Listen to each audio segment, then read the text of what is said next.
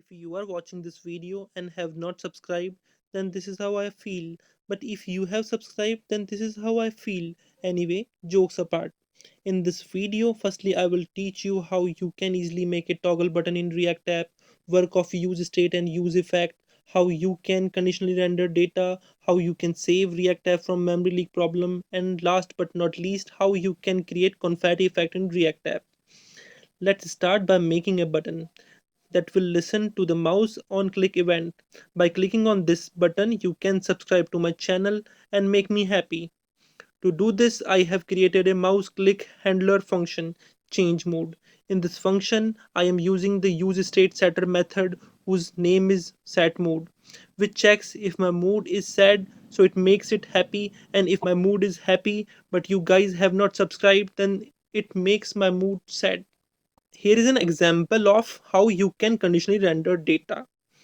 See, this button tag show you two modes of mine. When I'm sad, it shows haven't subscribed, and when I'm happy, it shows thank you written on it. Now you will learn how you can show emoji confetti effect in React app. For this, I have used a library named JS Confetti, which takes an array of moods to show you as confetti effect. You can also set the number of emoji you want to show on every effect.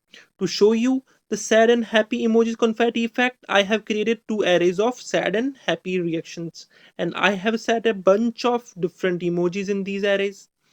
To show you confetti effect according to my mood, I have used React's useState, in which I have created a JavaScript interval function which runs non-stop every half seconds. In the set interval, I have checked my mood, and according to that, I have set reactions in a variable.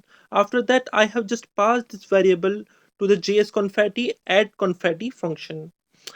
In useEffect, we have a cleanup function which is used to clear intervals, timers, subscriptions, etcs. If you do not use this cleanup function, you can face memory leak issue in React app. The cleanup function runs before the component is removed or when a component renders multiple times, as they typically do. The previous effect is cleared up before executing the next effect. I hope you like this video. If you do, then please subscribe and comment your queries in the comment section. Thank you for watching this video.